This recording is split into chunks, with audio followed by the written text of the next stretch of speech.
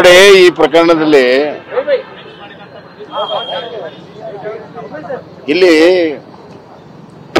2-3 ವಿಚಾರಗಳಿದೆ. ಒಂದು, ಸದನದ ಒಳಗಡೆ ವಿಧಾನ ಪರಿಷತ್ತಿನ ಸಭಾಂಗಣದಲ್ಲಿ ಒಳಗಡೆ ನಡೆದಿರುವಂತಹ ಕಸ್ಟಡಿಯನ್ನು ಸಭಾಪತಿಗಳು ಅವರ ತೀರ್ಮಾನ ಬಹಳ ಮುಖ್ಯ ಮತ್ತು ಅದರ ಒಳಗಡೆ ನಡೆದಕ್ಕೆ ಅಂತಿಮ. ಹಿಂದೆ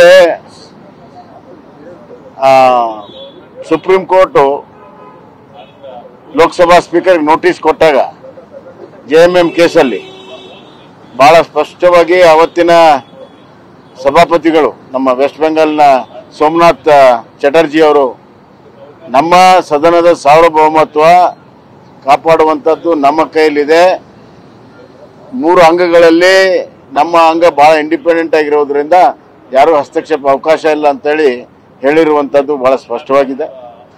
ಅದೇ ನಿಲುವನ್ನ ಸಭಾಪತಿಗಳು ತೆಗೆದುಕೊಂಡಿದ್ದಾರೆ ಅಂತ ನಾನು ಭಾವಿಸ್ತೇನೆ. ಏನೇ ಇದ್ರೂ ಕೂಡ ಸಭಾಪತಿಗಳು ಹೇಳಿಕೆ ಅಂತಿಮ, ಅದು ಒಂದು ಭಾಗ.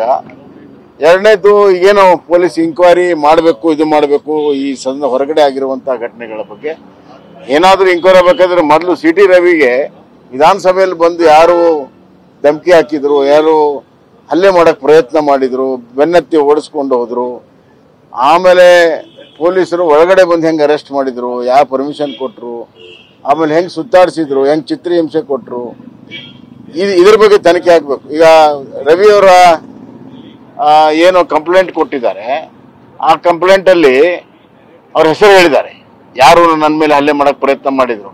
ಆದರೆ FIR ಅಲ್ಲಿ ಏನಿದೆ, ಅನ್ನೋನ್ ಪರ್ಸನ್ಸ್ ಅಂತ ರಿಜಿಸ್ಟರ್ ಮಾಡಿದ್ದಾರೆ. ಇದರ ಅರ್ಥ ಏನು? ಯಾರನ್ನ ರಕ್ಷಣೆ ಮಾಡಕ್ ಹೊರಟಿದ್ದೀರಿ?